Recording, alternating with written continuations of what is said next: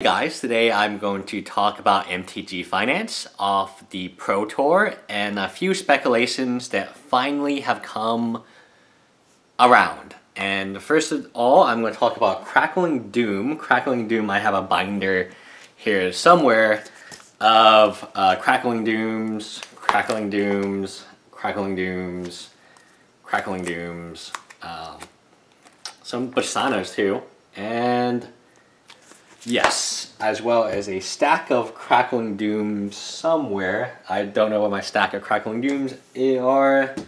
I guess, oh, it's right. Yep, and Crackling Doom. So Crackling Doom, definitely a card that if you watch my previous videos, I liked a lot. The upside is, however, limited because it's in Khans of Tarkir. Khans of Tarkir being a heavily printed set makes it, it's not going to spike to $10 ever, but I purchased it at 80 cents and now it's $3 in trade, so I'm very, very happy to trade them away into cards that I actually want. Now the second card I want to talk about is Liliana. Now if you follow this channel again, you realize that I play her in any deck I can play her in, and I play 4 of her and she's not good. Well, it turns out blue-black aristocrats is very, very fun. That is the deck, although it did not top 8, that is the deck most people are excited to play with, and why not? I mean, it looks like the funnest deck out there. Aristocrats has always been a very popular deck. So she went from $15 to $20 to $25 to $30, essentially almost doubling overnight.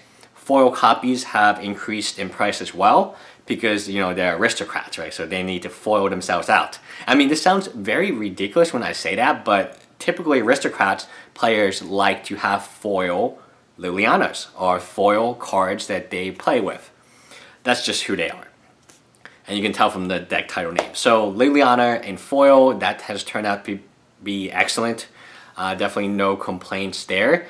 Anafenza is a $7 to $8 card now, which is crazy to me because what's she at, like 6 to 8? She's $6 to $8 right now, and I still remember her being during release and during all of the talk about her not being good enough, and you had a lot of other cards in the free slot that you would play over Anafenza.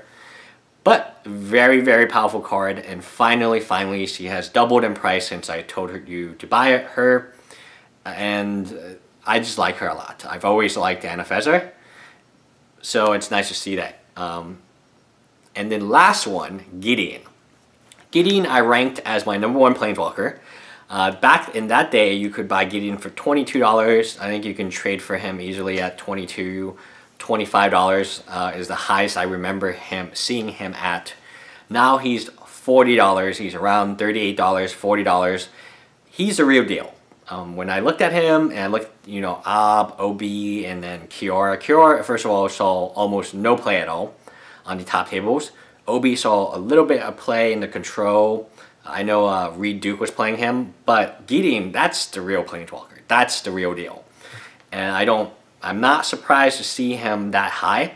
I think he's going to fall, but beginning at 25, at 40, if you can flip him, and as you can tell from my other channel with the lots of booster packs being open, I think it was like 782 booster packs, that had 11 Gideons on top of the 4 already pulled by my friend, so he had 15 Gideons.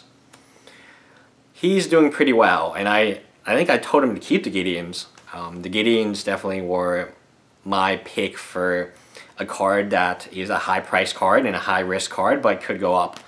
So pretty good. A Crackling Doom, very happy to see that one. That video, I took a look at the videos in October 2014, so almost a year ago. I made that video about Crackling Doom, and finally it tripled in price, it quadrupled in price, which is fantastic. When a card quadruples in price, that's going to free up a lot of. Well, first of all, no one wanted Crackling Doom. Now people will want Crackling Doom. So I'll be able to trade them away in play sets for maybe shock lands or fetch lands if I can trade them and give other stuff with it. So Crackling Doom was very, very good. Liliana, from a non-MTG finance, you know I play her in every deck. Like if you watch this channel, you know like she's a sideboard card, or you know black-white tokens, Absent Control, Absent. Obviously, I'm going to play Aristocrats now because that's the deck that can use her, and I've been wanting to play with her in a deck for a very long time. Gideon, real deal. He looks fantastic. His abilities are incredible for a Planeswalker. Not very much I need to say about Gideon, except that he is a real deal and he has dominated a lot of top tables. And of course, Princess Anafenza. Anafenza being absolutely boss. She is very, very good, and now I'm glad that people are seeing her for, she's a 4/4 with a upside, and that's when you look at a card like that, you can't really go wrong. So those are 4 cards that I saw at the PT that have gone up in price. Some of them have quadrupled, some of them have doubled, but all of them have done extremely well. So it kind of reminds me that if something like a Crackling Doom, yeah, you do have speculations like a Troll or something, you just can't hang on to it.